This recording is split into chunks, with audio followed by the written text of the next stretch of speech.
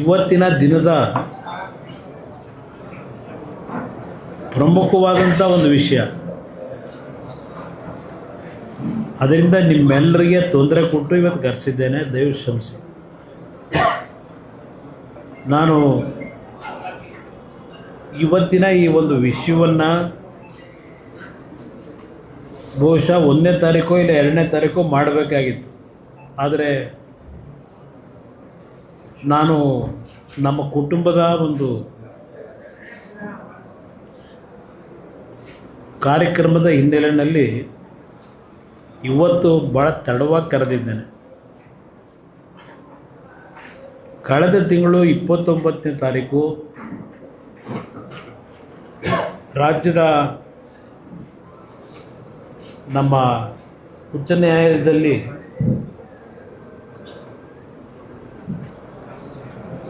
Double ಬೆಂಚ್ನಿಂದ ಒಂದು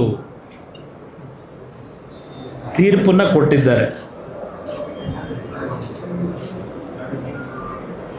ಆ ತೀರ್ಪನ್ನು ಕೊಡತಕ್ಕಂಥ ಹಿನ್ನೆಲೆ ಈಗಾಗಲೇ ನಿಮ್ಮೆಲ್ಲರಿಗೂ ಬಹುಶಃ ಅದರಲ್ಲಿ ಕೆಲವು ನಮ್ಮ ಸ್ನೇಹಿತರುಗಳು ಆ ಒಂದು ಪ್ರಕರಣಗಳು ಪ್ರಾರಂಭ ಆದಾಗ ಮಾಧ್ಯಮದಲ್ಲಿ ಕೆಲಸ ಮಾಡ್ತಾ ಇರದೇ ಇದ್ದವರು ಹೊಸದಾಗಿರೋರು ಇದ್ದಿರಲಿ. ಈ ಒಂದು ಪ್ರಕರಣ 1997ರಲ್ಲಿ ಬೆಂಗಳೂರು ಮೈಸೂರಿನ ನಡುವೆ ಒಂದು ಹೆದ್ದಾರಿಯನ್ನು ಮಾಡ್ತಕ್ಕಂಥ ಕಾರ್ಯಕ್ರಮ ಮೊದಲು ಅಗ್ರಿಮೆಂಟ್ ಆಗಿದ್ದು ಸನ್ಮಾನ್ಯ ದೇವೇಗೌಡರು ಮುಖ್ಯಮಂತ್ರಿಗಳಿದ್ದಾಗ ಒಂದು ಅಗ್ರಿಮೆಂಟ್ ಆಯಿತು. ಒಂದು ಪ್ರಿಲಿಮಿನರಿ ಸ್ಟೇಜ್ನಲ್ಲಿ ಅಮೇರಿಕಾದಿಂದ ಒಬ್ಬರು ಗವರ್ನರ್ ಬಂದಿದ್ದರು,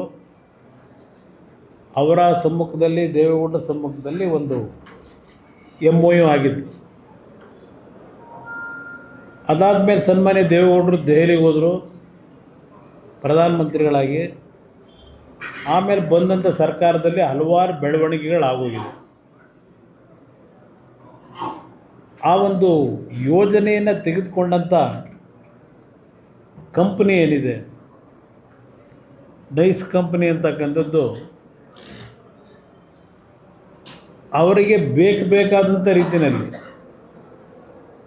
ಸರ್ಕಾರದಲ್ಲಿದ್ದಂಥ ಅಧಿಕಾರಿಗಳು, ಸರ್ಕಾರ ನಡೆಸ್ತಾ ಇದ್ದಂಥವ್ರೂ ಸಹ ಒಳಗೊಂಡಂತೆ ಅವರಿಗೆ ಹಣ ಮಾಡ್ತಕ್ಕಂಥದ್ದಕ್ಕೆ, ರೈತರ ಭೂಮಿಯನ್ನು ಲಪಟಾಯಿಸ್ತಕ್ಕಂಥದ್ದಕ್ಕೆ, ಕೆರೆ ಕಟ್ಟೆಗಳನ್ನು ನುಂಗಾಕ್ತಕ್ಕಂಥದ್ದಕ್ಕೆ ಯಾವ್ಯಾವ ಹಂತದಲ್ಲಿ ಆ ಒಂದು ರಸ್ತೆಯ ಹೆಸರನ್ನ 111 ಕಿಲೋಮೀಟ್ರ್ನ ರಸ್ತೆ, 47 ಕಿಲೋಮೀಟ್ರ್ ಪೆರಿಫೆರಿಯಲ್ ರಸ್ತೆ, 9 ಕಿಲೋಮೀಟ್ರು ಇನ್ನರ್ ಪೆರಿಫೆರಿಯಲ್ ರಸ್ತೆ,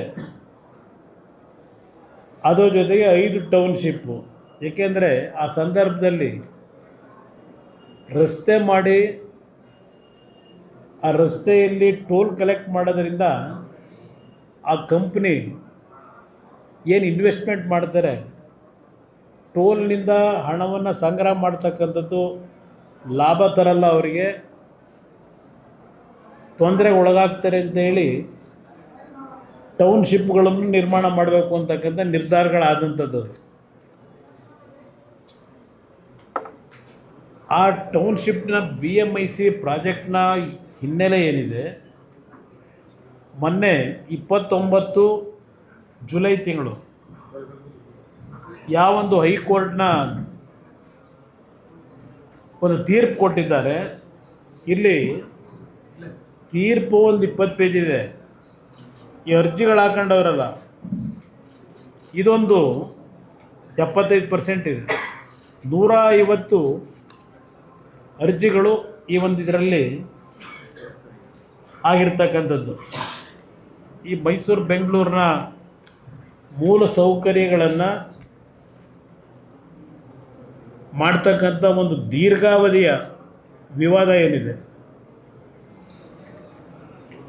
150 ಅರ್ಜಿಗಳ ಮೇಲ್ಮನವಿಗಳನ್ನು ವಿಭಾಗೀಯ ಪೀಠ ತೀರ್ಮಾನ ಕೊಟ್ಟಿರ್ತಕ್ಕಂಥದ್ದು. ಇದು ಯಾತಕ್ಕೆ ಪ್ರಿಲಿಮಿನರಿ ಹೇಳ್ತಾ ಇದ್ದೇನೆ ನಿಮಗೆ, ಇಲ್ಲಿ ನಿಮಗೆ 2010ರಲ್ಲೂ 2010 ಒಂದೆರಡು ನಿಮಗೆ ಘಟನೆ ಹೇಳ್ತೀನಿ. ಹೆಚ್ಚಿನ ವಿಡಿಯೋಗಳಿಗೆ ಪ್ರತಿಧ್ವನಿ ಯೂಟ್ಯೂಬ್ ಚಾನೆಲ್ ಸಬ್ಸ್ಕ್ರೈಬ್ ಮಾಡಿ, ಬೆಲ್ ಐಕಾನ್ ಕ್ಲಿಕ್ ಮಾಡಿ.